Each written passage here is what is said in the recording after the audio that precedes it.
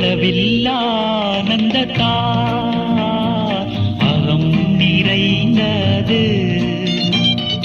ஆண்டவர் காரியங்கள் அதிகம் சிறந்தது. அன்றாடும் காலை மாலைகளிலும் துதிக்க உயர்ந்தது, துதிக்க உயர்ந்தது. இயேசுவின் அன்பு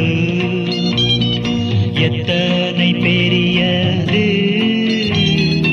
ஆகாயம் பூமி மலை ஆழிகளுக்கெல்லாம் பெரியது. ஆகாயம் பூமி மலை ஆழிகளுக்கெல்லாம் பெரியது. இயேசுவின் அன்பு.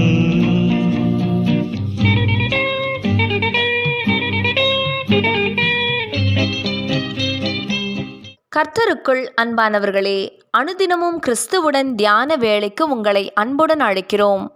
இன்றைய தியானத்திற்கான வேத வாசிப்பு யோபு 1ஆம் அதிகாரம் வசனம் 1-12 வரை. தியானத்தின் தலைப்பு சோதனையை அனுமதிக்கிறார்.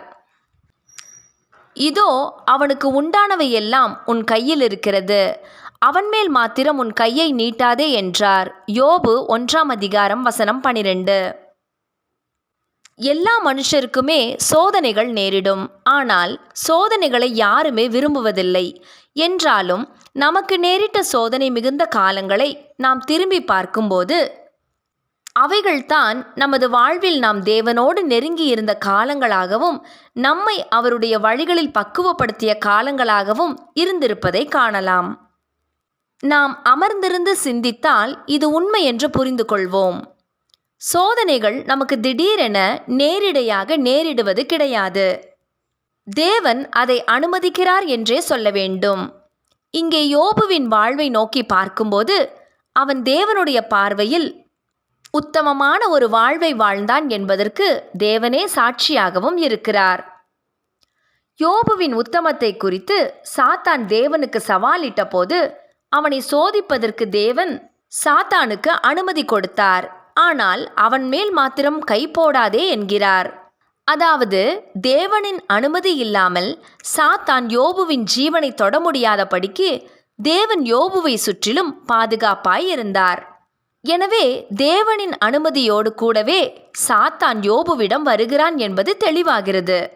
சாத்தானின் சோதனையில் யோபு எல்லாவற்றையும் இழந்து போயிருக்கலாம், கலங்கி போயிருக்கலாம், சோர்ந்து போயிருக்கலாம், தேவனிடம் பல கேள்விகள் கேட்டிருக்கலாம்.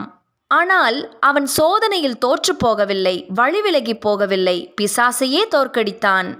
மீண்டும் மீண்டும் சாத்தான் தேவனிடம் சென்று யோபுவை வீழ்த்துவதற்காக போராடுகிறான். அவன் சரீரத்தையும் தொடுவதற்கு தேவனிடம் அனுமதி பெற்றுக்கொண்டு வந்து கொடிய பருக்களால் அவனை வாதிக்கிறான். ஆனாலும் கடைசியில் சாத்தானே தோற்று போனான். யோபுவோ தேவனின் இரட்டிப்பான ஆசீர்வாதத்திற்கு பங்காளியானான்.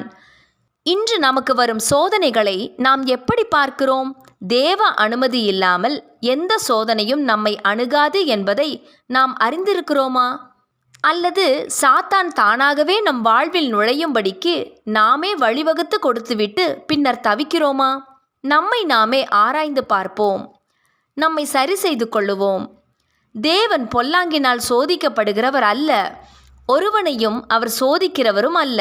யாக்கோபு 1ஆம் அதிகாரம் வசனம் 13. ஜெபம் செய்வோமா?